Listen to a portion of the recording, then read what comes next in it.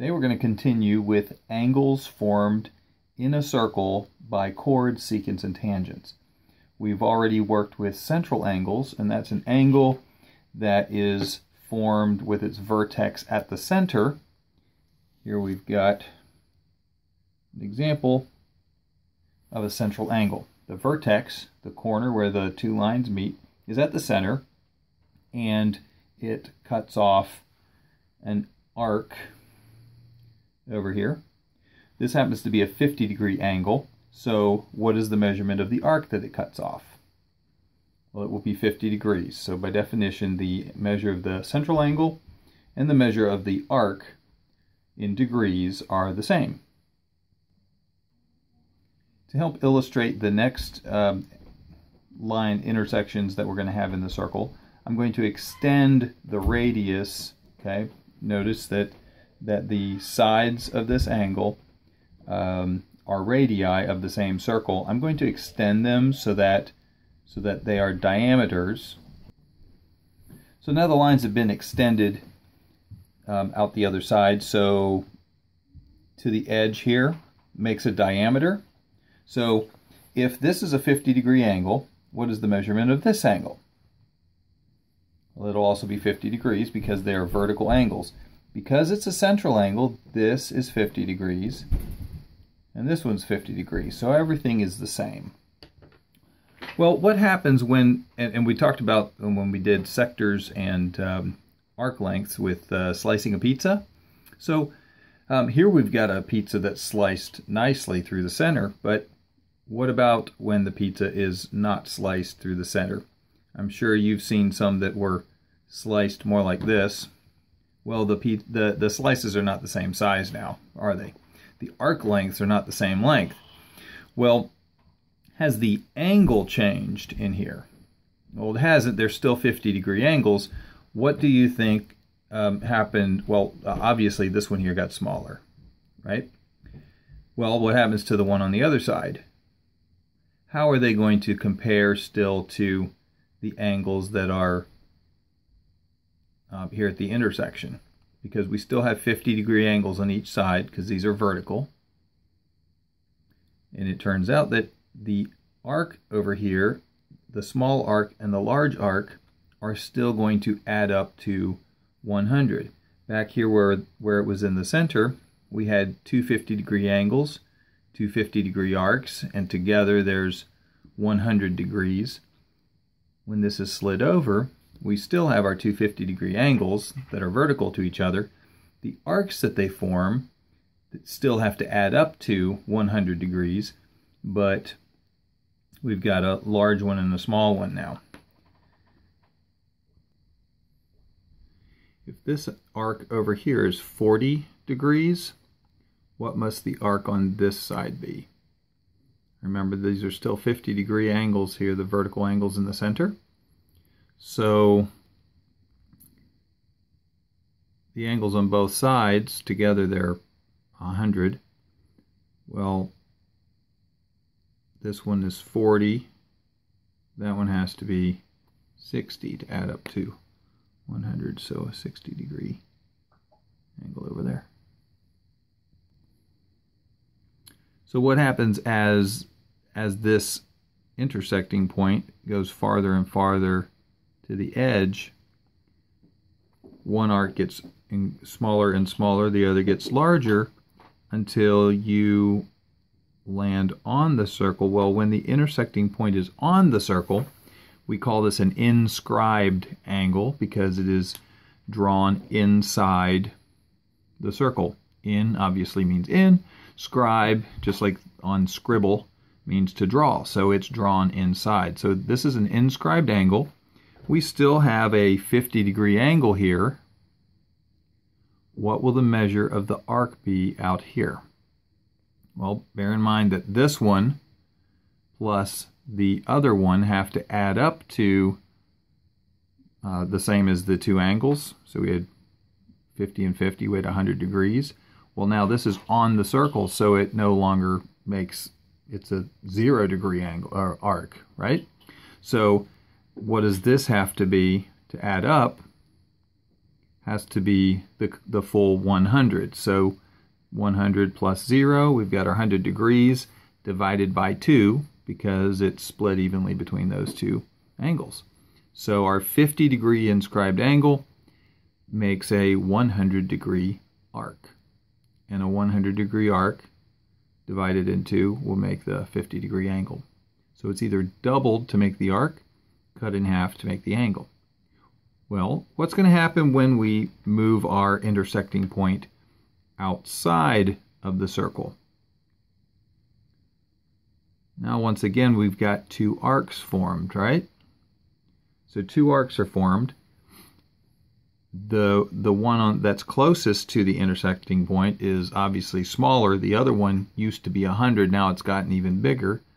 How do those relate to each other and to the arc? So we have move our intersection outside of the circle far enough so that it makes a 40 degree arc. They're inside at the closest. How big is the arc going to be on the far side? Well, when we made two arcs before with our intersecting lines and it intersected inside, remember we had to add the two together? Well, this moves outside, which is in a way the opposite, right? Inside of a circle, outside of a circle. Well, before we added them together, and what will be the opposite of that? Well, subtracting. So if we take our larger arc, subtract the smaller arc, and it's formed from the outside, which is kind of, backwards, it's out away from the center. So what minus 40 would give us the arc length that we could divide in two to give us the two sides of that?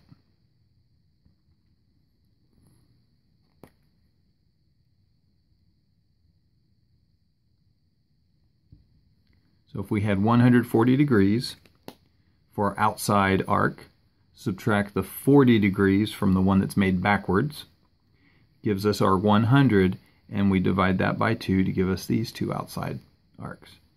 Well, now let's look at what happens when we have a tangent. Remember what a tangent line is? A tangent line is one that comes up to and touches the circle without going inside of it.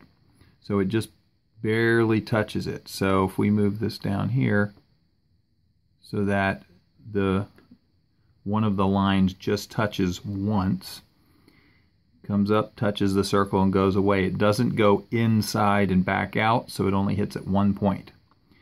Well, we already talked about also how this makes the radius that comes down and hits the tangent point will meet at a 90 degree angle. So that's part of the definition for a tangent line. But what happens with the arcs that are formed by a tangent and a secant line? Well, let's look at some measurements that go with that. So we have our intersecting point, or the angle intersects out here. Tangent line hits the circle at this point, and the other line is a secant, just travels on through. And you can see here that these are pretty much across from each other, so half of a circle is 180 degrees. What would the measure of this arc be? Well, this arc is formed from the outside. Okay, it's formed backwards in a way. So these are going to be subtracted. They need to subtract off and give us something that when we divide it between the two, we've got 50 degree angles. So this one over here is going to be an 80 degree arc, because 180 minus 80 gives us the 100, divided between those two angles gives us 50 degrees each. Well, let's look what happens when we have two tangent lines. So if this is formed by two tangent lines, then we would have this moved out to here.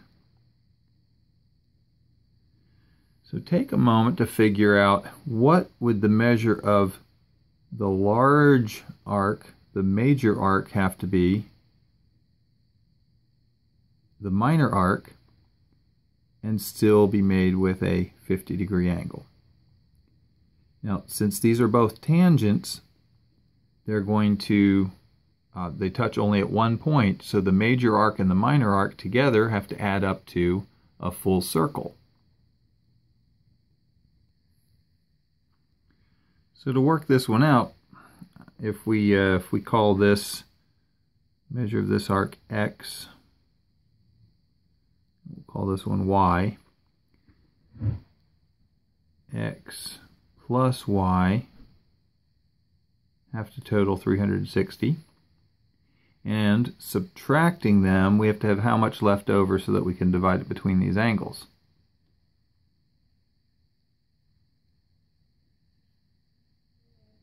X minus y needs to leave 100, so we can divide the 100 by 2 and get our 50-degree angle. So that gives us a system of equations which you may have seen in Algebra 1, but you will in Algebra 2. I've worked this out, and our large arc is 230 degrees. So what does the measure of our inside arc need to be? Well, 230 minus what gives us the 100 left over for this one?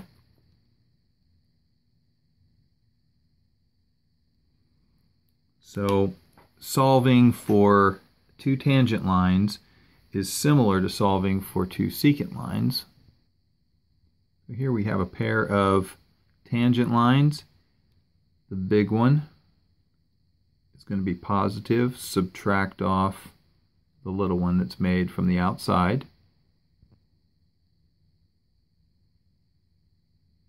When we had one tangent and one secant, we had the big one, the major arc, or the larger arc, minus the small one that's made backwards, made from the outside.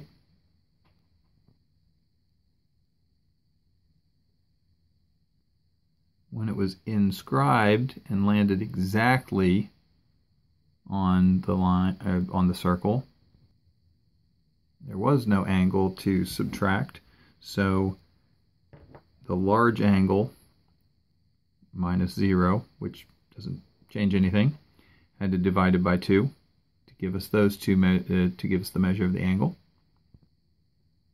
And when our intersecting point is inside the circle, both of the arcs are formed from the inside, and they get added together, divided evenly between the vertical angles that at the intersection in the center.